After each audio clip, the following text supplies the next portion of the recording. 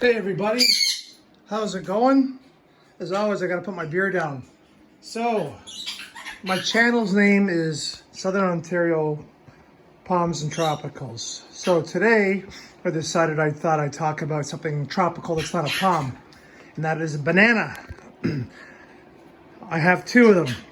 Musa, acuminata. These are dwarfs. I got these from my good friend Eric Thompson Palms on YouTube. Make sure you check him out. He's starting out on his channel and is doing a lot of neat things like I am, even further north than I am as well. So thanks to Eric for these awesome bananas. So one thing I do want to note, this is a baby coconut. The pups of this banana were this big in total when I got them last summer from Eric in the mail. So thank you so much, Eric. What's kind of neat is these are really good house plants in certain conditions. My room is nice and warm, so warm's not an issue. It's 81 degrees Fahrenheit in here right now, but it is dry, and that's fine. You just got to keep them well watered. So I did notice something the last week, and I'm kind of bummed, and it's sad to say. So if you look at this guy here, okay, nice and full crown, nice big leaves, trunk looks great. There's a dead leaf right there, okay? We'll talk about the pup later. This guy was doing just as good. But look at the leaves here. The leaves are drooping. The new leaves are tiny. These ones are folding and going brown. What's going on with this Musa acuminata? Well, folks, my OCD, I think, is killing my banana. And there's nothing I can do about it now. I've been doing a treatment with hydrogen peroxide, but I fear it's too late, and it sucks. So here's what I do. So these guys put out new leaves almost once a week. At this size, they put them out like every week. There's a new leaf there. Here's another new leaf right here, okay? And as it pumps out new leaves, an old leaf dies, like that guy right here, as you can see. So what I was doing was, I was taking the leaf, and I was peeling this old leaf off the trunk, okay? And sometimes when I would peel it off, as you can see, there's another one right there, okay?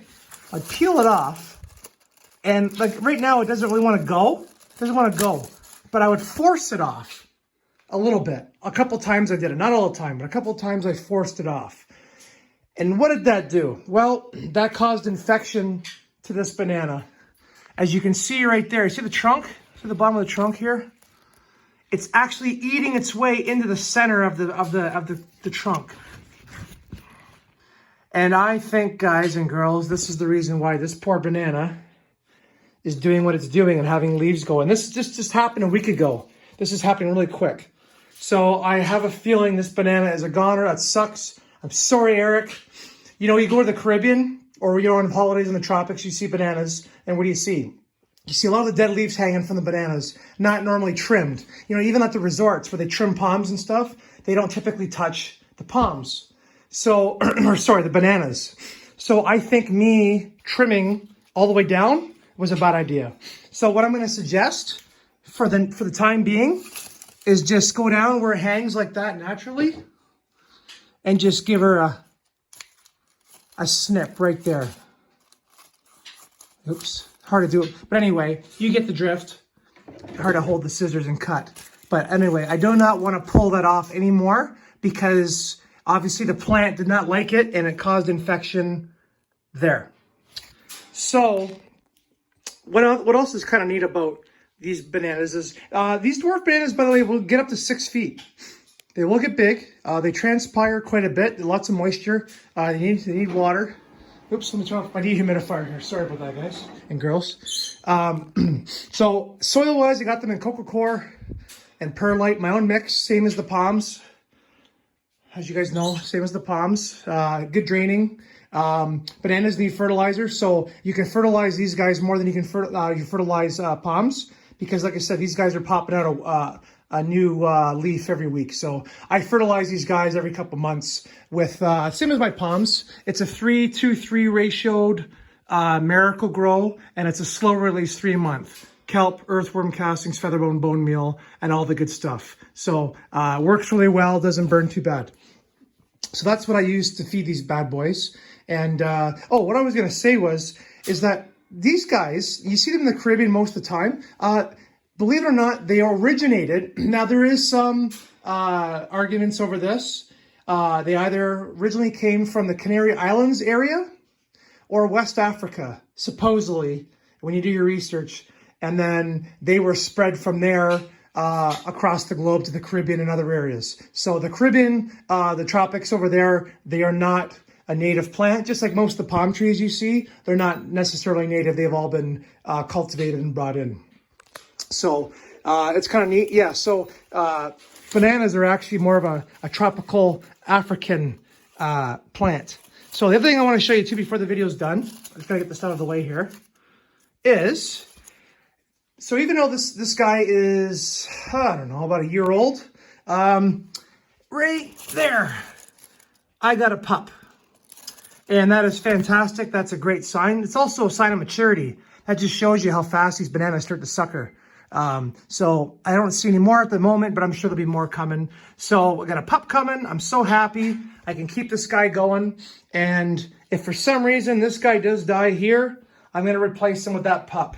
And my original stuff that I got from Eric will live on. So yeah, this guy here, if I dig down in the soil here, the crown is not looking right there. Look at that. Oh, look at that. You can see from the angle, it's nasty. So I'm sorry, Mr. Banana, because I'm gonna admit to you guys, I actually love these plants. They're great. They're beautiful. They remind me of the tropics just as much as the palms. So we'll fix it. We'll do an update. We'll do an update in the next month or so. We'll see how big this banana gets and how big the pup gets. So there you go, guys. Like I said, air movement, humidity, heat, water. If you don't have humidity, just make sure you have water. Watch out. You can root rot them as well. I did plant some of these in my garden last year outside, believe it or not, up here in 43 degrees north. I wanted to do it just for the hell of doing it, and I was going to dig them out when I was done the summer. Problem is, the garden's got lots of mulch. It's very loamy there in my garden here. We're sandy soil typically, but our gardens are very loamy just from breakdowns of materials and stuff. Anyway, it was a little bit too wet, too sandy. It was really dense sand that had a little bit of loam in it, and it stayed a little bit too wet and rotted out the roots of one of my bananas. So my buddy Eric sent me, I think he sent me 4 bananas. One died outside in the garden. These 2 are still going, and I gave one to my father, who's watching my foxtail for me. So he's got those going. So we're doing good. We're learning. You know, we don't dedicate as much time to these tropicals as much as we should, but they're still beautiful plants. So guys, I hope you enjoyed the Musa acuminata dwarf banana, Cavendish. And next video we're gonna do tropical is gonna be pineapple, homegrown pineapples. Okay, guys, take care and thanks for watching.